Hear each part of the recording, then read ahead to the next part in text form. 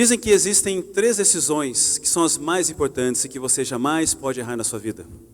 A primeira delas é entender quem é o seu mestre. A segunda delas é você entender como você vai servir a esse mestre. E a terceira pergunta é com quem eu vou servir a esse mestre. É isso que nós vamos refletir nesta noite. Nós queremos então preparar os nossos corações para isso. Mas eu quero já chamar então o nosso pregador, o preletor da noite, pastor Tiago Matos, pode vir aqui à frente. Alguém estava no Congresso Jovem que ele falou alguns anos atrás? Alguém se lembra do pastor Tiago Matos? Alguns levantaram a mão, baixaram, porque pensaram, vão achar que eu sou das antigas mesmo, né? Alguns anos atrás, o pastor Tiago Matos esteve com a gente, falou aqui, acho que há uns 5 anos atrás, mais ou menos. E para a gente é uma alegria ter o pastor Tiago Matos. O pastor Tiago Matos, ele é pastor da igreja Red, lá em Indaiatuba, talvez ele vai falar um pouquinho mais sobre isso, Igreja Batista da Redenção. Há 7 anos a igreja foi plantada, o pastor Tiago está à frente, ele trouxe uma galerinha aqui com ele, um dos pastores da igreja. E é muito bom ter o pastor Tiago com a gente. Nós vamos refletir sobre isso. Nós queremos orar, pedindo para que o Senhor fale ao nosso coração. Para isso eu quero convidar o nosso pastor, o pastor Eucleme, para que venha à frente. O pastor Eucleme está à frente da PIB de Bebedouro há 34 anos, há 14 anos apoiando o projeto Congresso Jovem. Ontem ele fez 70 anos, gente. Olha só, não parece, né? Está uns 50, 55 para ele, né? Está muito bem conservado. E nosso pastor tem nos apoiado ao longo desses anos. Nós queremos então com ele orar ao Senhor, pedindo para que ele fale ao nosso coração. Vamos orar. Senhor Deus, esse é um motivo tão grande para nós de louvarmos e adorarmos o Teu nome, por essa juventude tão linda, presente aqui, ó Deus, adorando o Teu nome e com o coração aberto para ouvir a Tua palavra. Que nesta hora haja, por parte do Senhor, a unção especial na vida do pastor Tiago, a fim de que ele transmita com fidelidade, com alegria, no poder do Senhor, a mensagem que temos para o nosso coração nesta hora. Nós oramos em nome de Jesus, o Teu Filho. Amém, Senhor. Amém, igreja? Amém. Ninguém fala amém, tem que falar amém no final da oração, pelo menos. Amém. Boa noite, pessoal. Uau, estou muito feliz de estar aqui junto com vocês. Como o Cleme falou, eu estive aqui há 5 anos atrás e fiquei feliz pelo convite, a oportunidade de estar aqui novamente. E quando eu soube do tema, aliás, se vocês puderem jogar já a apresentação, quando eu soube do tema, eu prontamente aceitei, porque, puxa, eu adoro esse tema e talvez eu vivi na minha vida o que muitos de vocês estão vivendo hoje. Eu passei por dias difíceis até encontrar aquela que seria minha esposa. Então eu aceitei o convite, especialmente também pensando no Arthur, que veio comigo. O Arthur está solteiro, tá? O Arthur é nosso pastor de jovens, e quando eu falei para ele que o tema aqui era esse, ele falou, por favor, Tiago, deixa eu ir junto com você. E eu disse, pode vir então. Então, se você quiser depois, o Arthur está lá atrás, junto com o Cleiton, que veio junto com a gente. O Cleiton já está comprometido, mas o Arthur é pastor de jovens. Já pensou em realizar o sonho de casar com um pastor? Eu não sei se isso é bom ou ruim, né?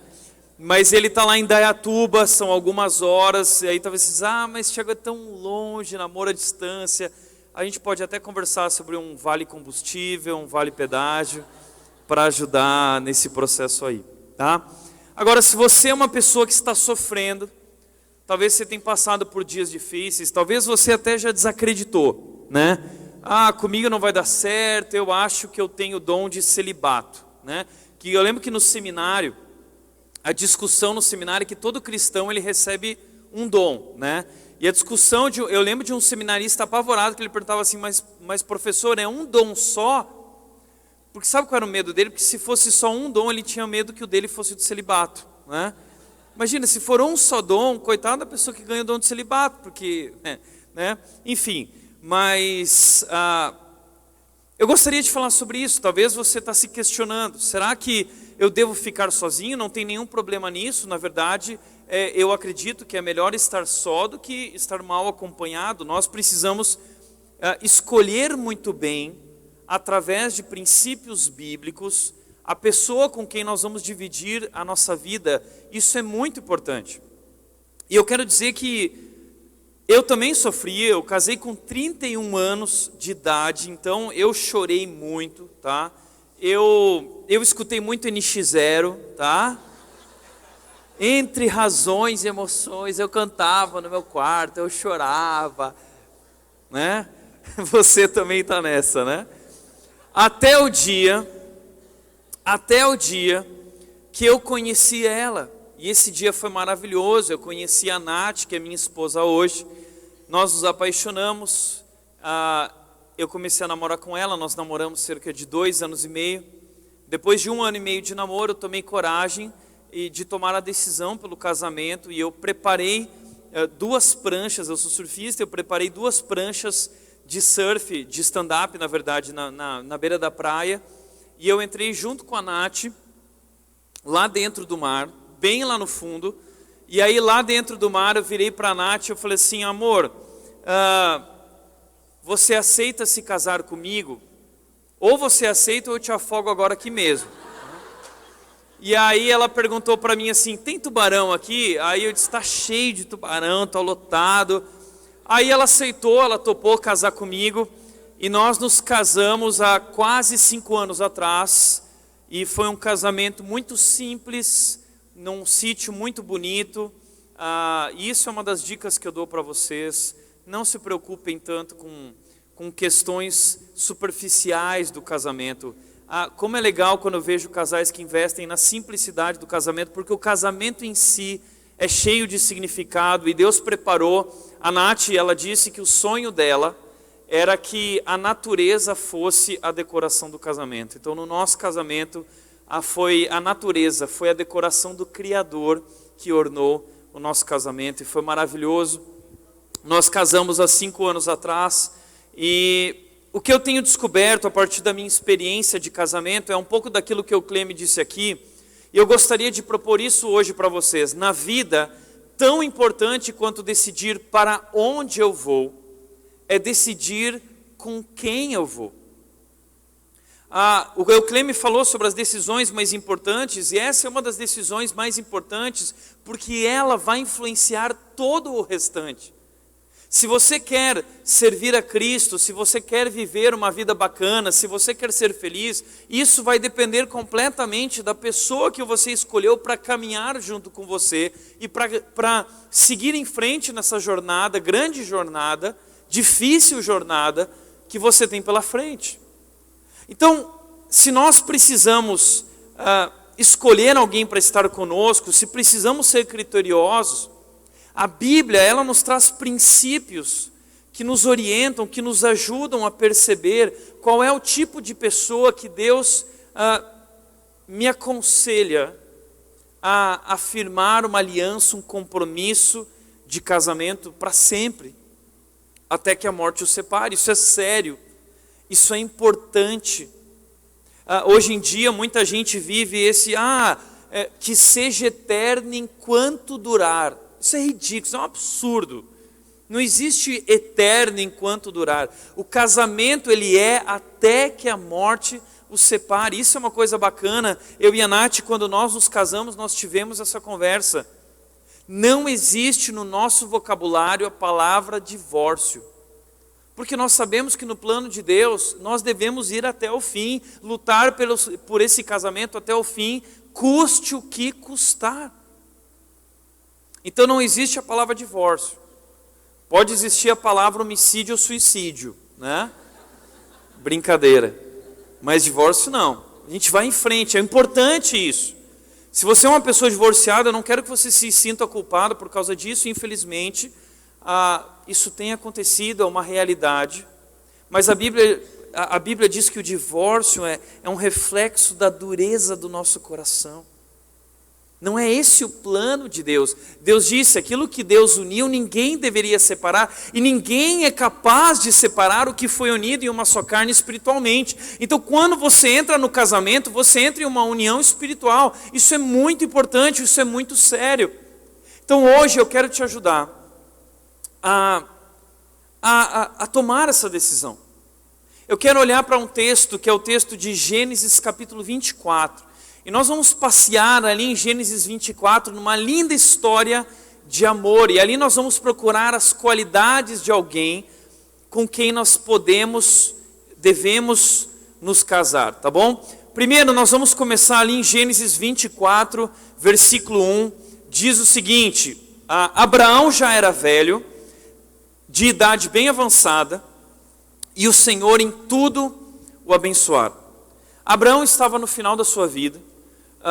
Abraão esteve casado durante mais de 100 anos, talvez, com a sua esposa Sara. Imagina isso.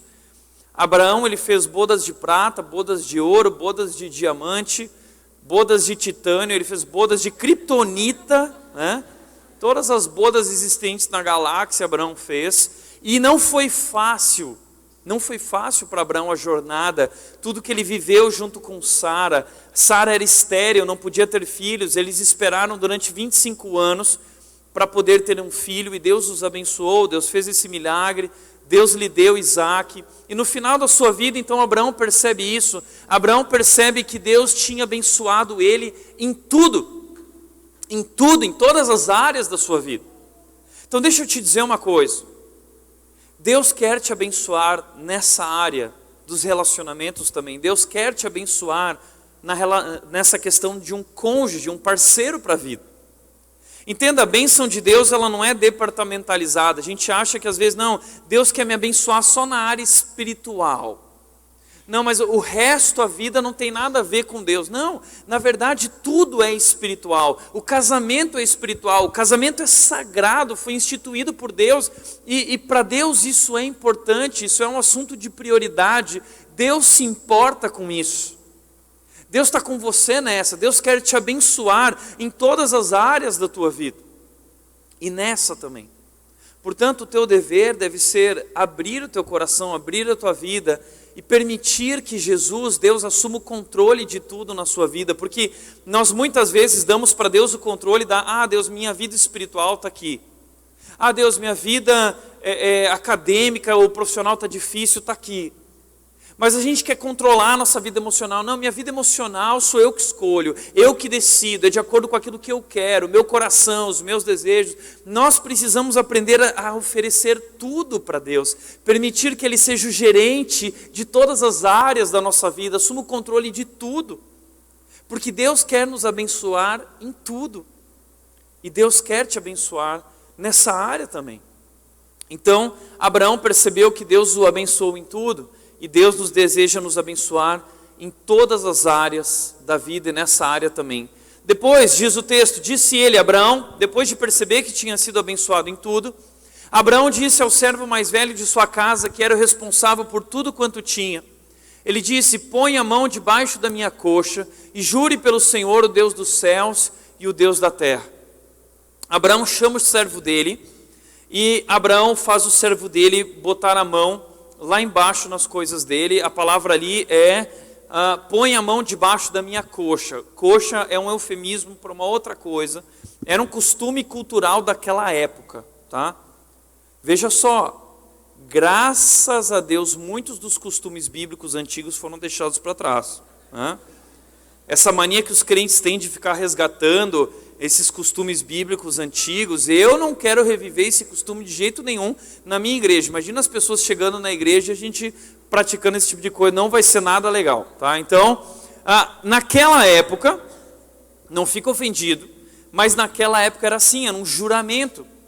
Eles colocavam a mão lá, que representava a descendência, o futuro. Olha, a minha vida depende disso. Então imagina a cena, o cara está lá e Abraão está falando, olha, é algo muito importante que eu vou pedir para você, minha vida, meu futuro, minha descendência, depende disso. Então você promete? O servo diz, eu prometo. E Abraão chamou o servo responsável por tudo que ele tinha, o servo mais importante dele, o servo que tinha a senha do cofre, o servo que tinha acesso ao Instagram, ao Facebook dele, ao WhatsApp dele, era alguém de confiança, o cara de mais confiança.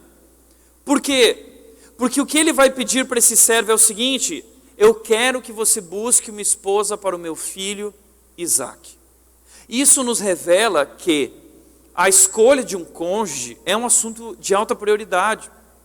É um assunto muito importante e Abraão entende o quão importante é isso.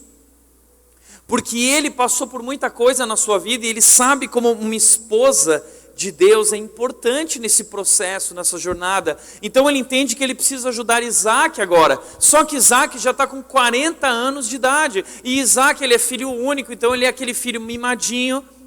Então Sara fica levando lá todinho para ele na cama. Isaaczinho, e o Isaac não se resolve. 40 anos de idade. E naquela época, naquela cultura, os pais ajudavam na escolha de um cônjuge. Então Abraão toma a iniciativa, chama o servo e diz: olha, eu quero que você vá atrás de uma esposa para o meu filho Isaac, mas eu quero que você obedeça a algo muito importante. O quê? Em cima dessa busca, da fala de Abraão e da busca do servo de Abraão, eu quero compartilhar com vocês 5 qualidades importantes que nós devemos procurar na pessoa com quem nós vamos nos casar. E veja, não são apenas qualidades que nós buscamos naquela pessoa. São qualidades que precisam fazer parte de nossas vidas.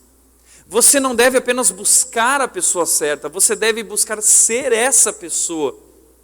Então, 5 qualidades importantes para nós desenvolvermos em nossa vida e buscarmos na escolha de um cônjuge e companheiro para a vida. A primeira delas é espiritualidade. O texto diz o seguinte: Gênesis 24, versículo 3, Abraão disse para o servo: não buscará mulher para meu filho entre as filhas dos cananeus, no meio dos quais estou vivendo. Por que não podia ser uma mulher entre os cananeus? Por quê? Porque os cananeus não conheciam a Deus. Porque os cananeus, eles tinham outros deuses, eles eram idólatras, eles eram mundanos, eles eram pagãos. Abraão entendia que Isaac precisava de uma mulher que cresce no mesmo Deus, que vivesse a mesma relação com Deus. Isso é extremamente importante. E para Abraão, isso é inegociável. Inegociável. Então, Abraão já percebe algo lá atrás, que nós não entendemos até hoje, que a comunhão espiritual é o segredo do casamento. Grava isso: comunhão espiritual é o segredo do casamento. A base de uma relação consistente no casamento é a unidade na espiritualidade. O que é espiritualidade? Não, eu sou espiritual. Hoje em dia todo mundo é espiritual, né? Não, espiritualidade é alguém que ama a Deus, teme a Deus e obedece os seus mandamentos, que anda em seus caminhos. Não é apenas alguém que diz amar a Deus, não é apenas alguém que vai na igreja.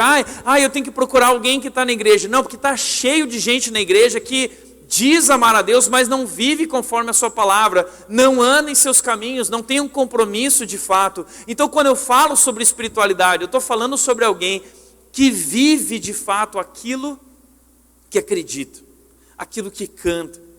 Óbvio, ninguém é perfeito, não estou falando de pessoas perfeitas, mas eu estou falando de gente que está buscando a Deus de verdade, gente que dedicou sua vida a Deus, gente que tem um compromisso sério com Deus, gente que colocou Deus acima de tudo na sua vida. Isso é inegociável. Eu tenho já 5 anos de casamento e ainda tendo muitas crises e lutas para viver pela frente no casamento, com certeza. Mas até aqui o que eu posso dizer para você, o que é o divisor de águas na nossa vida e no nosso casamento, é essa unidade na espiritualidade. A Nath ama a Deus. E nós somos pecadores. O Euclide mostrou aqui um livro dizendo o seguinte: quando pecadores dizem sim, o Tiago é pecador, a Nath é pecadora. E veja só, no começo, quando nós conhecemos a pessoa, tudo é maravilhoso, né? É que nem McDonald's. Quando você olha na foto, o lanche é lindo, maravilhoso. O casamento é assim. No namoro, tudo é maravilhoso. Depois que você casa, que nem quando chega o lanche do McDonald's, você olha e fala assim: nossa, mas não tem nada a ver com a foto, né? Então, uma coisa inevitável no casamento é se frustrar com o seu cônjuge. Isso eu falo em todos os casamentos que eu faço. Uma coisa inevitável no casamento é se frustrar com o seu cônjuge. Não se frustrar, você vai se frustrar. Por quê? Porque você vai descobrir que ele não é tudo isso, você vai descobrir que ela não é tudo isso. Na verdade, ela é uma pecadora, na verdade, ele é um pecador. E existem coisas ali guardadas na vida dele, existem coisas na vida dela guardadas. Como diz Milor Fernandes, um jornalista, ele disse o seguinte: quão admiráveis são as pessoas que eu não conheço. Então, quando você se casa, você descobre quem é aquela pessoa, na intimidade. Relacionamento gera intimidade, intimidade gera conflito. Então, na sua intimidade, vocês vão viver, eu sempre falo que casamento gera isso aqui, ó. Sabe o que é isso? Treta, tá? Casamento gera treta. Vai ter muita treta, o seu temperamento vai bater com o temperamento dela, e o seu egoísmo, o seu coração egoísta vai querer uma coisa de acordo com o seu desejo, e o dela daqui a pouco vai querer. Vocês são pecadores que estão vivendo um processo de transformação, estão sendo transformados, e Deus criou o casamento para ajudar nesse processo de transformação espiritual na nossa vida. Eu costumo dizer que o casamento é o laboratório de Deus para nós aprendermos a amar, porque nós não sabemos amar. Então, o casamento é a faculdade de Deus, onde nós somos matriculados, não para nós sermos felizes, mas para nós amadurecermos, para nós sermos transformados. Então, eu sempre brinco com a Nath, ela fica brava comigo, que eu digo que ela é a minha lixa espiritual. A Nath é minha lixa espiritual, Deus está usando ela para trabalhar a minha santidade, para eu me tornar o cara que Deus quer que eu seja, um homem completo, pleno, maduro.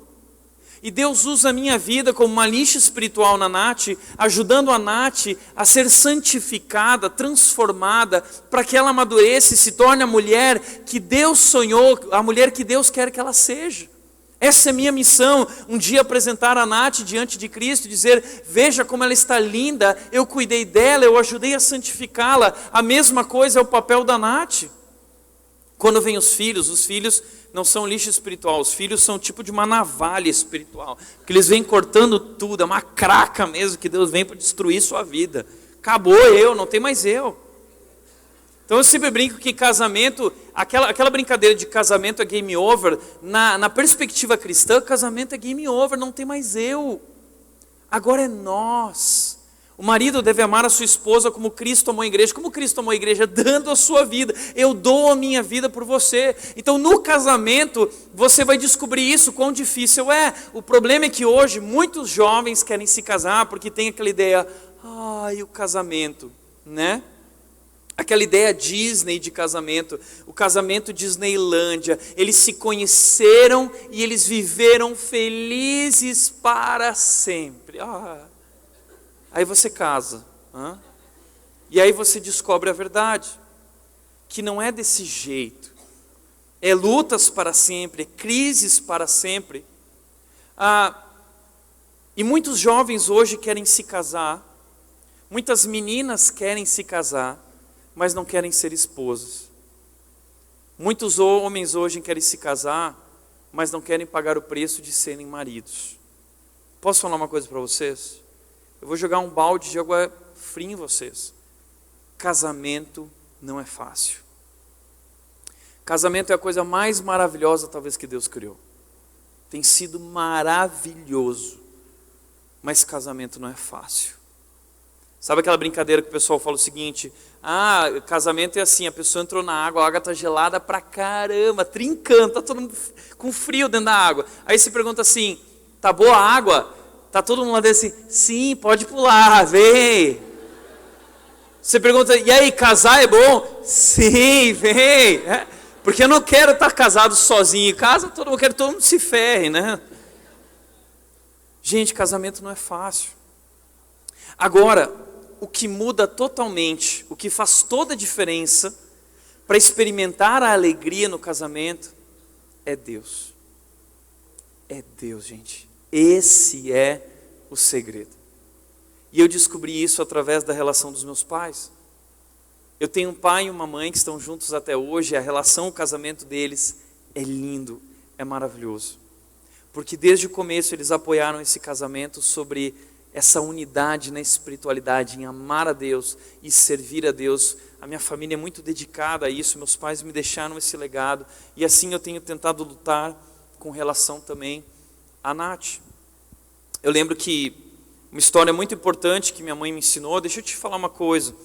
A Bíblia diz que nós não devemos nos pôr em julgo desigual. Você não deve se casar com alguém que não teme ao mesmo Deus, que não serve o mesmo Deus, que não vive a mesma fé e os princípios que você vive. E deixa eu te dizer uma coisa, julgo desigual, que é casar com um descrente, é mais do que pecado, é burrice. É burrice, gente. Não faça isso. E sabe por quê? Porque hoje eu lido com pessoas que tomaram essa decisão, meninas que tinham medo, eu vou ficar sozinha para sempre, como que vai ser, o que eu vou fazer, então é melhor isso do que... Mas trouxeram problemas para a sua vida para sempre.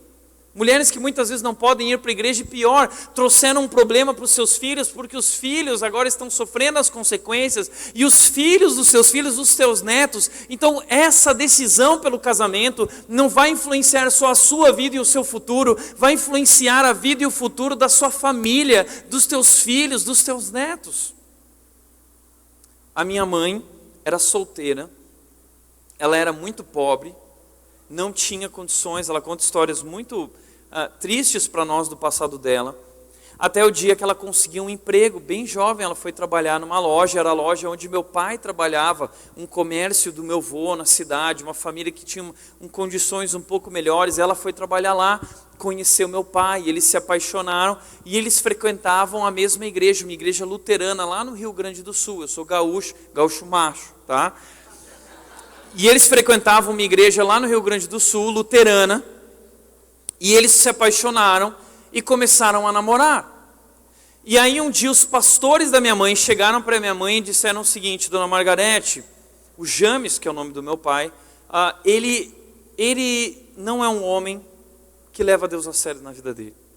Nós não aconselhamos que você se case com ele.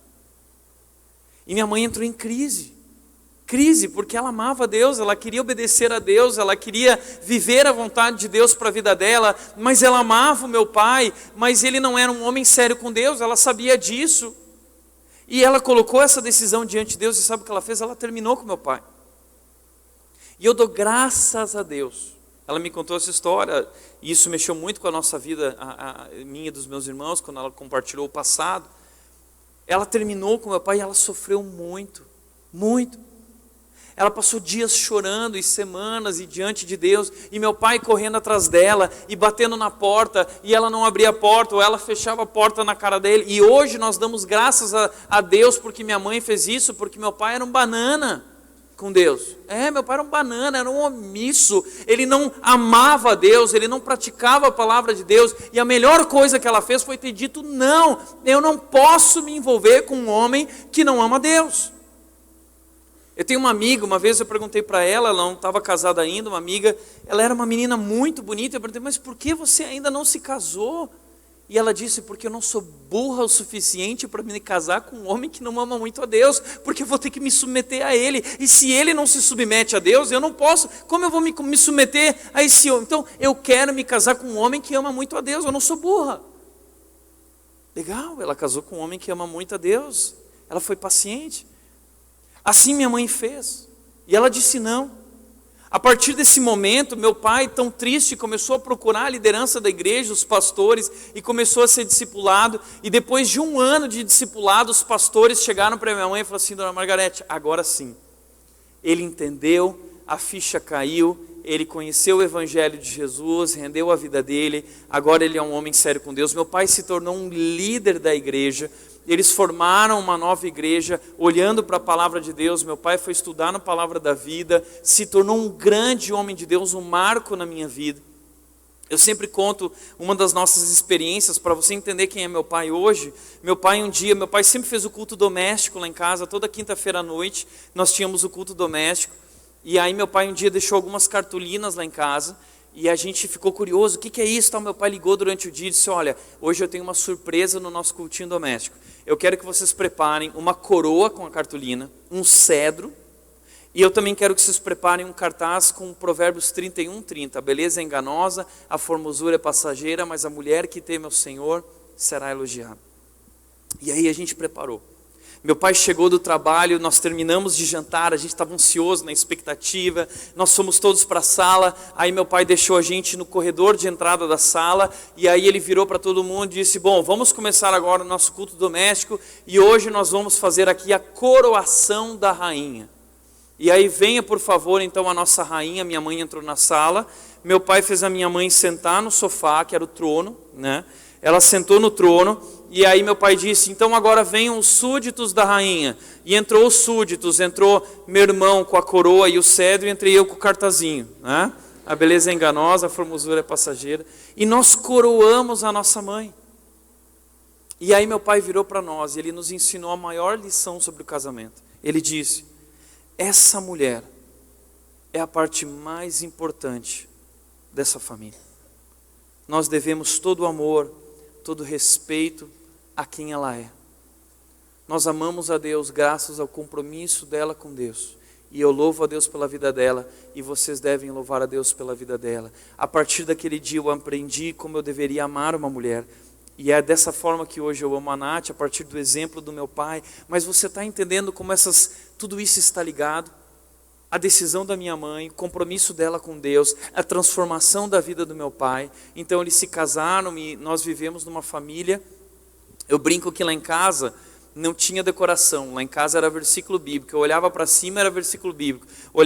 Acordava de manhã, tinha versículo bíblico no teto. Aí ia para o armário, tinha versículo bíblico. Passava no corredor, tinha versículo bíblico. Ia para o espelho da cozinha, tinha versículo bíblico. Do banheiro, eu ficava escovando os dentes e lendo versículo bíblico. Aí eu ia para a sala, tinha um versículo bíblico gigante do casamento dos meus pais. Eu ia para a cozinha, sentava para tomar meu café da manhã. Todas as manhãs eu sentava diante de uma parede que tinha um versículo gigante em letras garrafais escrito, ide por todo mundo e pregai o evangelho a toda criatura. E a Bíblia, a palavra de Deus diz sobre si mesma que a Bíblia é viva. E aquelas palavras saltaram daquela parede e vieram morar dentro do meu coração. E um dia, com 14 anos, eu recebi o chamado de Deus para ir, deixar meu lar e servir a Deus de tempo integral como pastor. Graças à decisão da minha mãe lá atrás, que influenciou a vida do meu pai, que influenciou as nossas vidas como filhos e que tem influenciado a vida dos nossos netos. Uma pequena decisão que mudou o rumo da história toda. Está entendendo? Não abra mão da espiritualidade. Não abra mão da espiritualidade. Eu tenho um amigo que ele conta uma história, que ele ia para o shopping junto com o pai e a mãe, a família, e na entrada do shopping tinha uma fonte. E cada um queria fazer uma coisa. Então o pai falava assim, cada um se vira aí, vai numa direção, e se a gente se perder, no final a gente se encontra aqui nessa fonte. Isso tem muito a ver com o casamento. Tem muitos momentos no casamento que a gente se perde, a gente perde o foco. E a gente precisa lembrar o ponto inicial, a nossa base, é Deus. E é isso que tem acontecido muitas vezes quando o meu coração ou o coração da Nath se perde, ou perde o foco, nós voltamos, sabe para onde? Para a palavra. E a palavra nos orienta e corrige o nosso coração, o nosso egoísmo, e ali nós nos unimos novamente no Deus que nos ama e Ele nos dá as diretrizes para a nossa vida. Isso é essencial, esse é o segredo do casamento. Primeira qualidade, busque alguém que ama a Deus e obedece a Deus, ok? Segundo lugar, eu diria, você pode buscar também atração.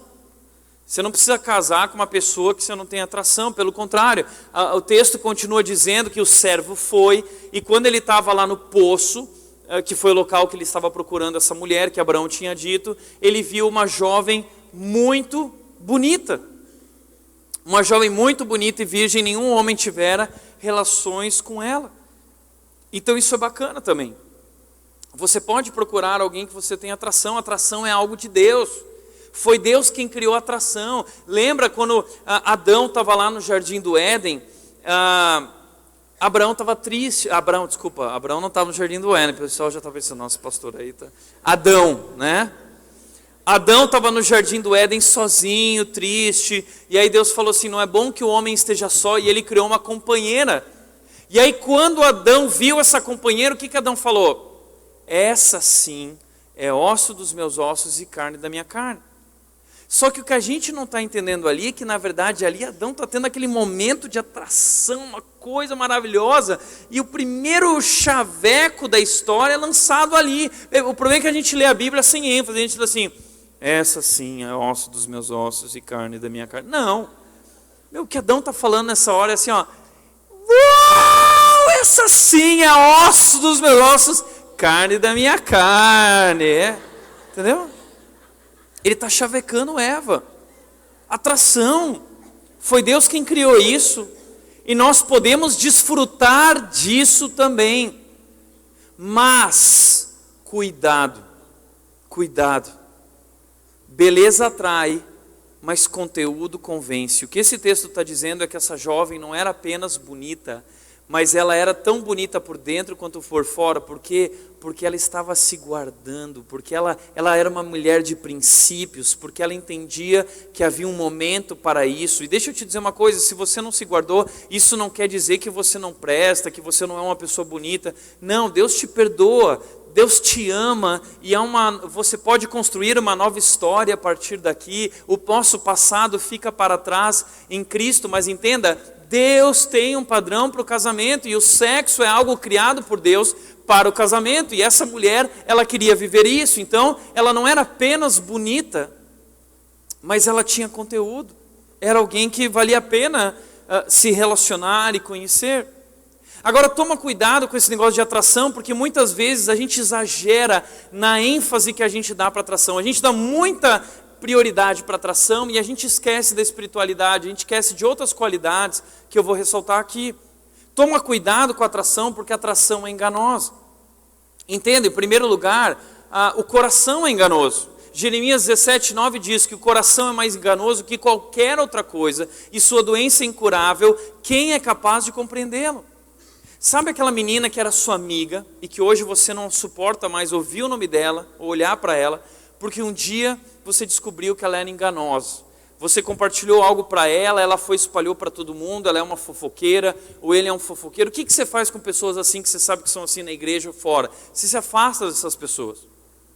Agora a Bíblia está dizendo que o teu coração é mais enganoso que essa pessoa, é mais traíra. Se tem algo enganoso nesse mundo, nesse universo, é o teu coração. O teu coração quer te destruir, ele quer acabar com você, e você não é capaz de compreender o coração. Você já percebeu isso, como a gente vive uma oscilação do nosso coração? Eu costumo dizer que o coração tem altos e baixos. Tem momentos que nós estamos nas nuvens. O que acontece? Você chega no congresso jovem, na PIB, e aí você olha para o lado, e de repente quando você olha para o lado, parece que o tempo para, você bate o olho com ela, e aí bate o vento do ventilador, bate, o cabelo dela sobe, e para aquele segundo parece que são horas, você fica ali, ó, e de repente acontece um negócio que eu chamo, é uma reação química dentro da gente, que eu chamo de boom. Os homens, eles têm um boom interior, boom.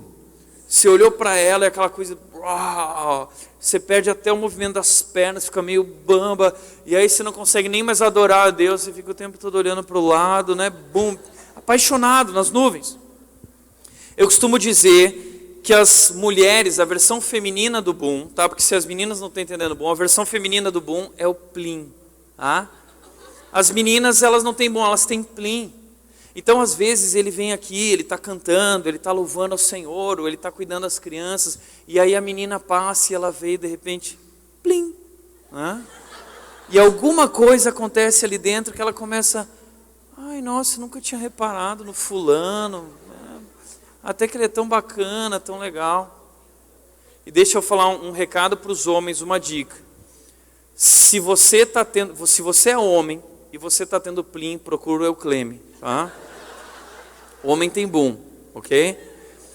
Bom, vamos em frente. O coração é enganoso, e muitas vezes nós vivemos as nuvens, e as nuvens deixam a gente assim meio retardado. A gente tem o boom, e quando a gente tem o boom, a gente se torna cego. Tá todo mundo falando assim, não, cara, ela não é tudo isso não. Não, cara, ele não é tudo isso, ele não é tudo isso não. Ai, não, ele é maravilhoso. Não, mas espera aí, mas ele é de qual igreja? É um cristão? Não, mas ele é muito melhor que os cristãos. Né? Mas ele crê em Jesus? olha, ele é muito espiritual, né? Ele não lê a Bíblia, mas ele é um homem tão bom, tão bacana. Sabe quando você fica cego e todo mundo te alertando, te alertando? Então, esse é um dos perigos das nuvens. Você não enxerga, você está cego, porque você é levado pelo seu coração. E quanta gente toma a decisão do casamento baseado em sentimento, baseado em boom, em química, isso destrói a sua vida. Boom não sustenta casamento. Plim não sustenta casamento. Química não sustenta casamento. Beleza não sustenta casamento. Casamento é muito mais do que isso. Então toma cuidado, porque o coração é enganoso. Agora o outro extremo do nosso coração é a sofrência. Tem muita gente que está muitos anos sem namorar, não encontra ninguém, que aí começa a pensar o seguinte, então é melhor qualquer coisa mesmo, né? E aí entra numa furada. E aí pior, vem para a igreja, está tão carente, que a pessoa fala oi, já olha diferente. Ai, nossa, que simpático. Cuidado, tá? Muito cuidado. O coração é enganoso. A beleza é enganosa. Provérbios 30 diz, a beleza é enganosa e a formosura é passageira, mas a mulher que teme o Senhor será elogiada, será reconhecida. Gente, a beleza é enganosa. Cuidado. E nós estamos vivendo hoje essa era do Instagram, onde todo mundo é bonito no Instagram, mas é tudo fake, né? No Instagram todo mundo é espiritual. E aí a menina vai lá postar a foto dela, e ela sabe postar foto, que todo mundo já sabe seu ângulo certo, né? Todo mundo é bonito no Instagram, todo mundo é bonito no Facebook, todo mundo já tem um ângulo certo. Aí vai tirar foto lá do pessoal do congresso, aí a menina, não é meu lado certo, ela corre, vai para o outro lado. Aí ela vira, você pode ver que as meninas, elas tudo se dividem, e elas não tiram foto de frente, elas tiram foto assim, ó. Não é? Porque tem o lado certo, né? O ângulo certinho. Ainda vira e fala assim, você pode levantar um pouco mais o celular? Aí a menina vai tirar a foto no quarto dela, aí ela pega o celular e ela tira de cima, porque ela quer mostrar aquilo que ela tem, né? As competências dela, ela quer mostrar. Então ela levanta o celular, ela tira de cima, mostrando tudo e se contorcendo para mostrar tudo, né? E aí nossa, a foto ficou, ela vai e posta, e aí ela pensa assim, o que eu escrevo? Já sei, o Senhor é meu pastor e nada faltará. Aí vem o jovem da igreja, coitado, inocente, e ele põe lá, nada faltará mesmo, né? Não faltará nada aí, hein? Beleza. Cuidado, ok? A beleza é enganosa, nós estamos vivendo um momento que as pessoas se enganam. A gente precisa conhecer as pessoas de verdade, é muito mais importante alguém que ama a Deus, que teme a Deus, e ao longo do tempo essa pessoa vai se tornando muito mais bonita, e veja só, um dia a beleza passa, um dia o boom passa, um dia o plim passa, e o que fica é admiração, o que fica é amizade, o que fica é a parceria, o que fica é algo muito mais profundo do que a beleza. E entenda, a lei da gravidade atua sobre todos, e se hoje ela tem tudo em cima, daqui a alguns anos vai estar tudo embaixo, tá? E você vai continuar amando ela, vai continuar amando ele, enfim, a beleza é enganosa e ela é passageira, tá? Terceiro, a química é enganosa. Os lábios da mulher imoral destilam mel, sua voz é mais suave que o azeite, mas no final é amarga como o fel, afiada como espada de 2 gumes. Sabe como eu gosto de exemplificar isso? O sábio está falando sobre uma mulher que, nossa, ela destila favos de mel, uma delícia ouvir ela, olhar para ele, é maravilhoso, mas é enganador. É tipo a piriguete gospel, assim, sabe? Eu costumo dizer que a piriguete é a mulher mais legal do mundo, né? Nossa, mas ela é tão legal, mas ela é legal com todos os caras, tá? Eu tenho um pirigueto gospel também, o safadão, ele também é a mesma coisa, então toma cuidado, porque muitas vezes é com esse tipo de gente que, infelizmente, nós somos atraídos por esse tipo de gente. Tem muitas meninas, os caras sofrem, né? Porque a menina, geralmente elas não querem o cara bonzinho. O bonzinho é o friend zone, né? elas gostam geralmente do safadão, né? Cuidado, meu, cuidado. Um cara problemático. E aí o cara que é o bonzinho, não quer ficar na friend zone, ele começa a pensar, mas o que eu vou fazer da minha vida, tal, e agora? Então, gente, realmente toma cuidado com esse negócio de química, porque isso pode destruir a sua vida. Então, atração é algo que Deus criou, mas por causa do pecado, nós precisamos tomar cuidado, porque nós perdemos essa capacidade de tomar decisões sábias nessa área. Então, toma muito cuidado e verifica se vai além da atração e da beleza. Terceiro lugar, eu diria que você deve procurar também numa pessoa dedicação. Olha só, o servo orou a Deus e pediu que Deus se revelasse através de alguém que estivesse no poço ali trabalhando. E aí diz o texto, Gênesis 24:16, Rebeca desceu à fonte, encheu o seu cântaro e voltou. Olha que legal. Rebeca não é uma moça que está em casa, na frente do espelho, e tirando fotinho, e fazendo um postzinho. Não, ela é alguém que está ajudando nas tarefas de casa. Rebeca é uma mulher envolvida, Rebeca é uma mulher dedicada, Rebeca é uma mulher trabalhadora. Então, cântaro, levar o cântaro não era fácil. Alguns acreditam que o cântaro era pesado, e com água ele podia chegar a 25 quilos. Então, Rebeca fazia crossfit, né? Rebeca era toda trincada, tal, não sei o que. Rebeca era dedicada naquilo que ela fazia, ela estava lá. Mas aí diz o texto, o servo viu ela trabalhando e ele se apressou ao encontro dela e disse, por favor, dê-me um pouco de água do seu cântaro. Beba, meu senhor, disse ela, e tirou rapidamente dos ombros o cântaro e o serviu. Então imagina o seguinte, você está indo, já é difícil o trabalho, já é penoso, tira a água, é pesado, aí você está levando a água, alguém fala assim, dá essa água para mim? Ah, para, mano, vontade de pegar e molhar o cara, vai você lá buscar, né? Eu já ia ficar extremamente estressado.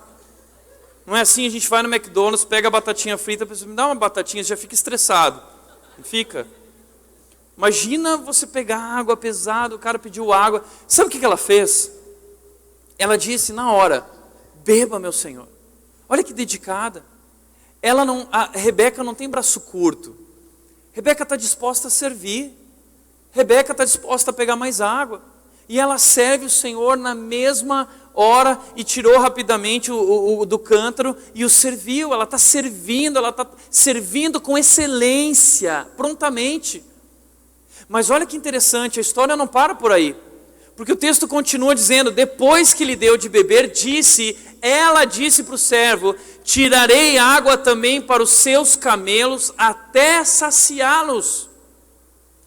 Então Rebeca não tem braço curto, não, eu vou servir você, e eu vi que você tem camelos ali, eu vou servir os teus camelos até saciá-los.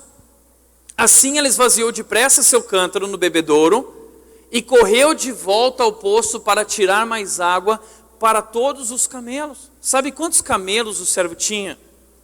10 camelos. 10 camelos. Sabe quanto um camelo bebe de água? Em 3 minutos. Um camelo pode chegar a beber 200 litros de água em 3 minutos cada camelo. Você tem noção quanto trabalho deu para Rebeca saciar esses camelos? Deu muito trabalho. Mas Rebeca é dedicada. Rebeca está servindo com excelência.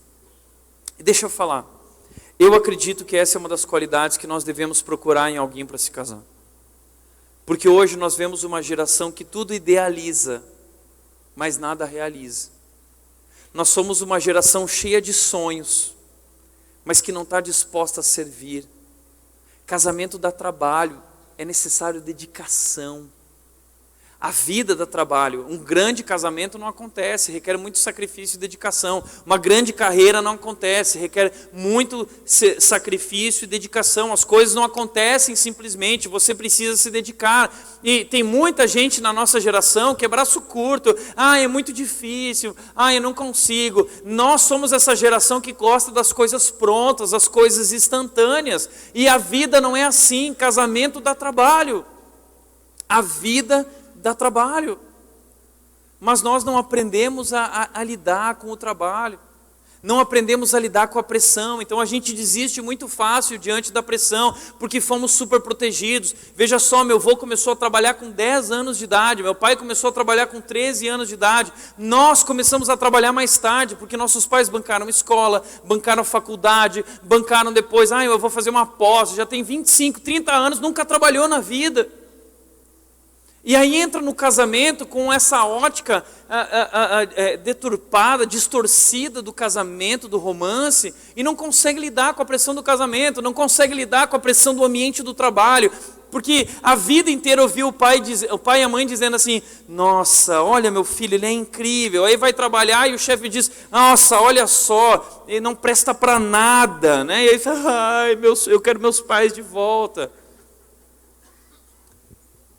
Eu lembro que a educação moderna tem produzido adultos que se comportam como crianças, como bebês, tá? Eu lembro que na minha época, eu não sei quem lembra disso, mas minha mãe, quando eu me machucava, minha mãe trazia um negócio que eu chamava de cuspe do capeta, que era o metiolate, né? Ela passava, ardia, ficava laranja o negócio, mas hoje o metiolate é incolor e indolor. Imagina, vai arder o joelhinho da criança, não pode. Então hoje tudo na nossa sociedade é construído para proteger. Por quê? Porque o lema da nossa geração é a geração Pão de Açúcar, o que te faz feliz? Meu filho tem que ser feliz, ninguém encosta no meu filho, o professor deu nota baixa para o meu filho, eu vou lá, quem é você para dar nota baixa para o meu filho? O pastor falou algo no meu filho fez algo errado, o pastor chamou a atenção dele, quem é você, pastor, para falar do meu filho, coitadinho? Ele tem que ser feliz. E no anseio de fazê-los felizes, nós destruímos a vida dele. Toda criança mimada será um adulto infeliz. Toda criança mimada será um adulto infeliz. E aí ela não aprende a lidar com as coisas. Eu lembro que eu era muito raquítico quando eu era criança, minha mãe estava preocupada com o meu crescimento, nós não tínhamos dinheiro, e alguém falou para ela, tem um negócio que eu chamava de vômito do capeta, mas era o óleo de fígado de bacalhau. E aí minha mãe trazia aquele óleo de fígado de bacalhau, aquele negócio horrível. Hoje o óleo de fígado de bacalhau é sabor chocolate. Óleo de fígado de bacalhau hoje é sabor quick, faz do leite uma alegria, né? Então nós somos essa geração quick, que tudo tem que me fazer feliz, tudo tem que me fazer feliz, e nós não aprendemos a trabalhar, nós não aprendemos a lidar com a pressão, nós não aprendemos a ser dedicados, nós não aprendemos a pôr a cara em frente e seguir em diante. Então, Rebeca é uma mulher esforçada, dedicada, não tem tempo ruim, ela vai em frente, ela serve com excelência. E uma das coisas que eu quero te chamar a atenção disso é o que a Bíblia diz em Provérbios 20, eu acredito que a referência está errada, não sei se é Provérbios 12:11, mas o texto diz o seguinte, termine primeiro o seu trabalho a céu aberto, deixe pronta a sua lavoura, depois constitua a família. Deixa eu dar uma palavra sobre trabalho aqui para vocês. Existe entre algumas comunidades cristãs, igrejas, um costume de que os jovens têm que casar rápido para não dar brecha para o inimigo, porque senão eles vão ter relações antes do casamento. Então, o que eu já tratei de jovens divorciados que vieram de outras igrejas, porque casaram com 15, 16, 18 anos, porque foram pressionados pelos pais e destruíram a vida do casal por causa disso. Por quê? Porque a Bíblia diz que, aliás, existe uma coisa dentro das igrejas assim, não, eu vou casar pela fé. Às vezes vem o casal, e aí, vocês estão preparados para o casamento? Tem condições de sustentar? Não, o Senhor proverá. Não, porque o justo viverá pela fé. Desculpa. Sobre casamento, Deus não falou isso. Aliás, na cultura judaica, quando o homem ficava noivo, e a mulher ficava noiva, o homem ia preparar o lugar, e quando estivesse pronto, o noivo voltava para buscar a sua esposa, ela ficava lá esperando. Essa era a cultura judaica, por isso Jesus disse, eu vou preparar lugar e eu vou voltar para buscar vocês. Essa era a ideia. Então a ideia daquela época era essa, quando estiver pronto, então primeiro termine o seu trabalho a céu aberto, na sua lavoura, deixe pronta a sua lavoura, depois constitua a família. Então a Bíblia não está dizendo para você casar pela fé, a Bíblia está dizendo que existem etapas da vida que precisam ser cumpridas antes de você se casar, existem ciclos, mas nós gostamos, nós somos apressados, nós pulamos os ciclos, é porque eu quero me casar, porque eu estou carente, porque E isso, o que eu tenho tratado de casais com problemas, porque não respeitaram essas etapas, pularam as etapas, e aí vieram os filhos, e vieram os problemas financeiros, porque não cuidaram antes dos estudos, do trabalho. E eu não estou falando sobre ser rico, sobre ter estabilidade, eu não estou falando disso, eu estou falando do mínimo possível. Se você quer se casar, você precisa ter o mínimo possível para oferecer à sua esposa e aos filhos que essa esposa pode gerar. E a mulher pode trabalhar também, não há nenhum problema nisso, mas entenda, homem, é nossa responsabilidade, chamado de Deus, sustentarmos o nosso lar. Não há nada de errado em sua esposa ganhar mais ou menos, mas você tem essa tarefa de ser aquele que puxa a frente. A Bíblia diz que se você quer se casar, você precisa deixar pai e mãe. O que eu vejo de casais hoje que não deixaram pai e mãe, estou tratando vários. Os pais ficam bancando a vida do casal ainda. Ai, meu pai paga meu aluguel. Ai, eu moro no fundinho da casa dos meus pais. Deixa pai e mãe, meu amigo. Se você não tinha condições, não devia ter se casado. Eu não sei quem foi que orientou você. Mas a Bíblia diz deixar pai e mãe. Isso significa maturidade emocional, maturidade espiritual e maturidade financeira.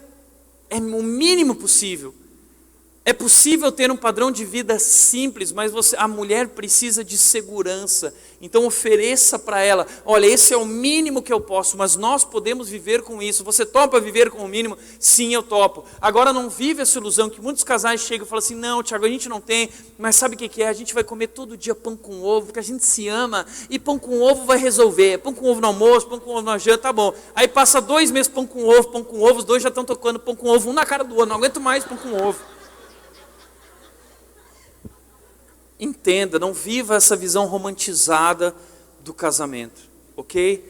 Deixar pai e mãe. E o problema, deixa eu falar, sabe por que muitos homens não estão amadurecendo? Porque nós jovens somos apressados. Uma vez, um jovem ligou para o pastor Mark Driscoll, e esse jovem falou o seguinte, ligou de madrugada, o pastor dormindo, acordou o telefone de madrugada, que foi? Achou que alguém tinha morrido, o jovem, ai pastor, você não sabe o que aconteceu aqui. Pastor, o que foi? Ai pastor, é que eu acabei de entrar em sites pornográficos, e eu vi mulher pelada. O que eu faço, pastor? Aí o pastor disse, primeira coisa que você faz é tomar vergonha na sua cara.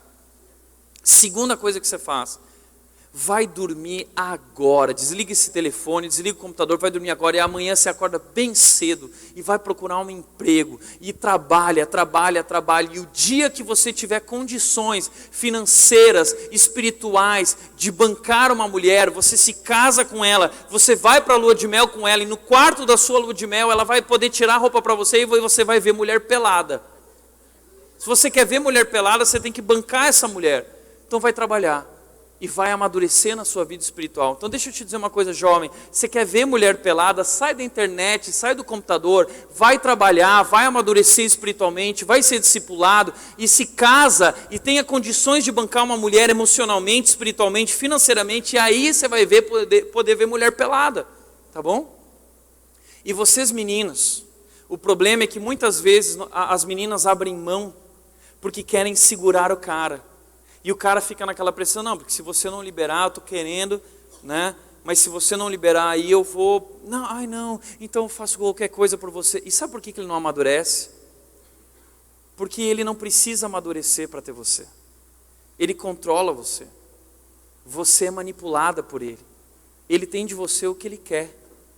Então ele não vai mudar, porque a situação para ele está muito confortável. Então quer uma dica para ele amadurecer? Quando ele vier com esse papo para cima de você, você vira e fala assim, você quer isso aqui? Vai trabalhar. Vai trabalhar. Você quer isso aqui? Vai bancar isso aqui, ok? Vai bancar espiritualmente, vai bancar emocionalmente, vai bancar... Você vai ver esse cara indo correndo aqui, ó, trabalhar.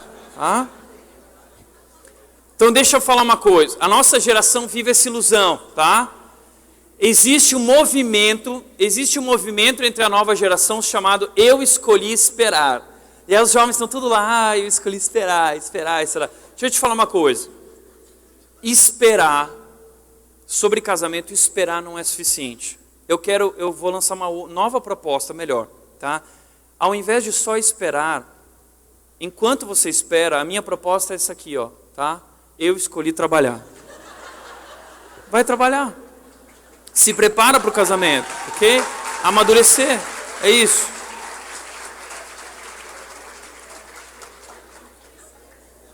Quarto ponto, vamos correr, submissão.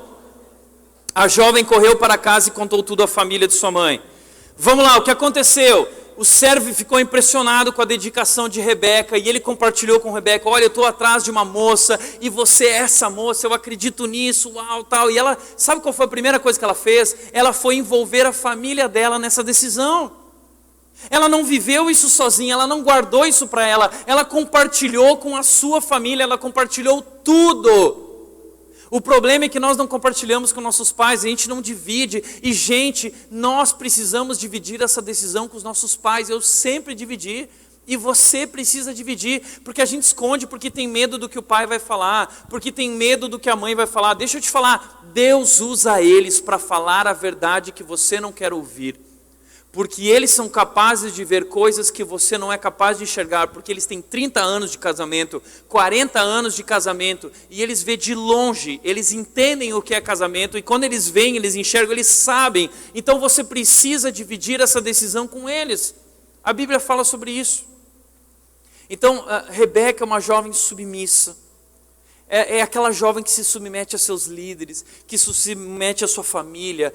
Busque alguém submisso. Se não for submissa, não vai se submeter a você, não vai se submeter a compromisso nenhum na vida e nem se submete a Deus. Quem se submete a Deus se submete aos seus pais. Quem se submete a Deus se submete aos seus pastores e líderes. Então, por favor, busque alguém submisso. Alguém que tenha essa relação de eu vou me sujeitar aos meus pais. É o que meus pais querem, ainda que não seja o que meu coração quer, eu vou obedecer. Casa com uma pessoa assim, sério mesmo. Isso vai transformar o seu casamento. Por último, o texto continua dizendo: Labão e Betuel responderam: isso vem do Senhor, nada lhe podemos dizer, nem a favor nem contra. Aqui está Rebeca, leve-a com você, que ela se torne a mulher dos filhos do seu Senhor, como disse o Senhor. Então a família fez parte, ela se submeteu. E quinto lugar, disposição. Então lhe disseram: vamos chamar a jovem e ver o que ela diz. Chamaram Rebeca e lhe perguntaram: você quer ir com este homem? Sim, quero, respondeu ela. Então veja só, o servo compartilhou com a família, e aí a família chamou Rebeca e disse assim: você quer? E olha que interessante isso. Rebeca vai ter que viajar mais ou menos 800 quilômetros de camelo até encontrar Isaac. E ela vai ter que andar nas costas de um camelo, numa estrada ruim. E ela não conhece aquele homem com que ela vai viajar. E ela não conhece Isaac, não sabe se Isaac é gordo, se é magro, se é peludo, se é o Tony Ramos. Não sabe se Isaac é legal, se Isaac é chato. Ela não sabe nada sobre Isaac. Mas eu estou disposta. Se Deus está nisso, então eu vou. Se o Senhor for, se isso é de Deus, se isso vem do Senhor, então eu vou em frente. Olha só que disposição. Disposta a encarar qualquer desafio, não importa o que vem pela frente. Se Deus está nisso, se isso vem de Deus, então eu vou em frente. É isso, essa disposição, porque a vida do casamento vai trazer muitas coisas que nós não sabemos.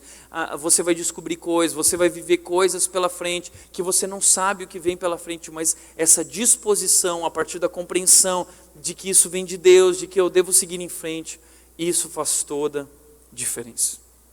Mas talvez você fale assim: tá bom, essas são as qualidades, Tiago. Ok, mas muita gente chega para mim e fala assim: mas Tiago, como que funciona para conquistar uma mulher dentro da igreja? Porque eu era do mundão, era muito diferente. Como que faz para conquistar um homem dentro da igreja? E essa história, eu vou terminar compartilhando 6 dicas rápidas agora, de como você pode se aproximar, conhecer uma pessoa, assim como o servo de Abraão conheceu Rebeca. 6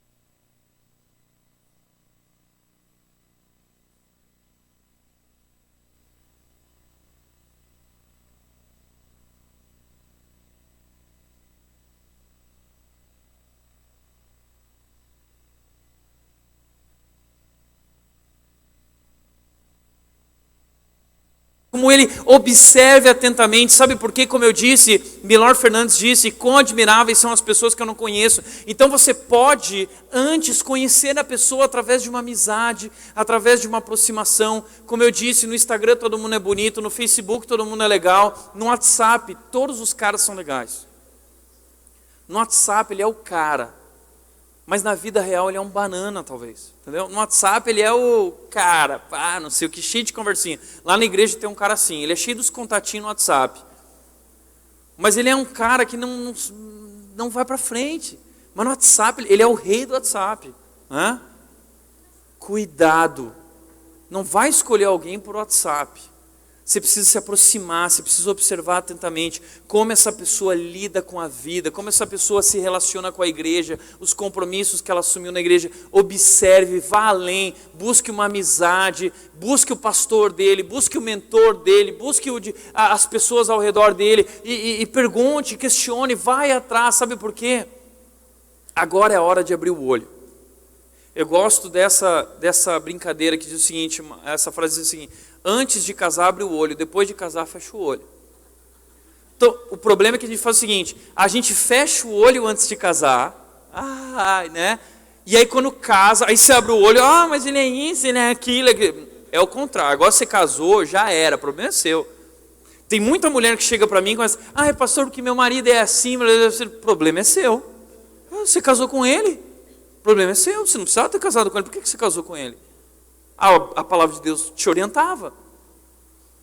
Agora, vamos ajudar? Claro, vamos orar. E é interessante, você não observa, e depois vem pedir oração para o pastor. Pastor, ora por mim, porque... Agora não tenho que orar, meu amigo, porque você fez as escolhas erradas. Então, abre os olhos antes. Abre os olhos, observa atentamente, porque depois... Não me vem com esse papo de, porque ela... Você já sabia. O que eu falo para os casais é, ele é assim. Mas eu quero casar com ele. Uma vez, uma menina chegou para um pastor e falou assim, pastor, já tinha se aconselhado 2 vezes com ele a respeito da violência do cara, o cara batia nela. Aí ela chegou para o pastor, sabe o que eu decidi casar com ele. Então deixa eu falar uma coisa, quando você for casar com ele, eu vou falar assim, olha, ainda que ele bata em você, você está disposto a ficar com ele para sempre, porque você sabe que ele é assim. É óbvio que é errado, nenhum homem jamais deveria ferir uma mulher violência, mas, você tem que abrir os olhos e tomar uma decisão acertada. Então, abre os olhos antes para corrigir aquilo, e claro, ainda assim você vai enfrentar coisas lá na frente difíceis. Então, observe atentamente e busque ajuda. Tome coragem, o servo apressou-se ao encontro dela e disse, por favor, dê-me um pouco de água do seu cântaro. Então, toma coragem, tá bom? Chega nela, você chegou ali, não conhece, eu não sei o que fazer, não sei como me aproximar, a gente sempre chama no Facebook lá, ela não te aceita. Então chega aqui, né? Chega e se aproxima dela e fala assim, você tem horas. Você sabe onde é o banheiro? Puxa, legal hoje, foi bacana o congresso lá. O que você achou lá das qualidades e tal? Achei que você tem algumas dessas qualidades. Você se aproxima da pessoa, tá? Aliás, eu vou dar uma dica para os feios, tá? Uma dica para os feios. Porque eu aprendi essa dica, eu aprendi a fazer isso. Tá? Foi um dos motivos que eu escolhi ser pastor, porque era tão feio, né? Que eu falei assim, não, eu preciso me destacar de alguma outra forma, né? Então, se você é feio, vem tocar teclado aqui na igreja, tá? Vem tocar violão aqui, cantar, louvar. E aí ela vai olhar, porque as mulheres são assim, tá? As mulheres são assim, ela vai olhar e vai fazer, nossa, mas ele é tão fofinho. É isso aí.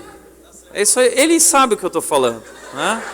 Eu também toco piano e teclado. Eu também toco, tá? Então, faz o seguinte, vai servir lá no Kids, que a mulherada está lá no Kids. Então, vai servir lá no Kids. E a hora que ela estiver passando, você vira, abraça as criancinhas, assim, ai, criancinhas. E ela vai passar e vai falar, plim, né? Então, toma coragem, se envolve, seja ativo na igreja, vai servir. 5º lugar, busque aprovação. Despediram-se, pois, de sua irmã Rebeca, de sua alma, do servo de Abraão, dos que a acompanhavam, e abençoaram Rebeca. Busque a bênção dos seus pais, busque a bênção dos teus líderes, isso faz toda a diferença, sabe? O que eu mais vejo na minha igreja são casamentos destruídos, e quando eu pergunto o que rolou, eles falam, meu pai era contra, minha mãe era contra, mas eu decidi seguir em frente. Isso é muita burrice, gente. Busque a bênção da sua igreja, busque a bênção dos seus pastores. Talvez eles vejam coisas que você não é capaz de enxergar. Isso é muito importante. Rebeca buscou a aprovação e ela buscou a bênção de Deus. 4 P's rapidinho para orientar uma decisão. Devo namorar ou não com ele? Devo namorar ou não com ela? Os 4 P's. Primeiro P, princípios. A Bíblia traz princípios. Não deve se casar com um descrente, julgo desigual, se submeta aos seus pais, busque a aprovação dos pais. Isso são princípios que norteiam. Segundo P, para um namoro aprovado por Deus, pureza. Tá? Namoro não é casamento, tem um padrão diferente. Então toma cuidado, porque tem muita gente que está querendo viver aquele namoro pentecostal, né? Que é confusão de línguas, né? Imposição de mãos e fogo que cai do céu. Tá? Não é esse o padrão de namoro que Deus nos orienta a ter. Tá? Tem gente que, não, eu estou namorando em braille. Namoro não é em braille também. Tá? Namoro não é em braille.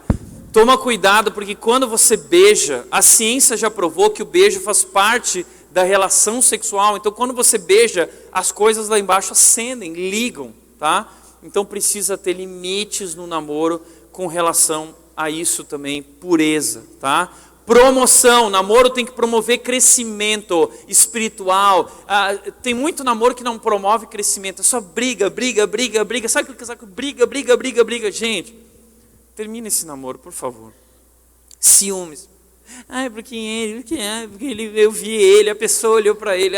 Para com isso, por favor. Se esse namoro não está promovendo crescimento espiritual e maturidade, já demonstrou que não deveria ir em frente. Tá? Propósito.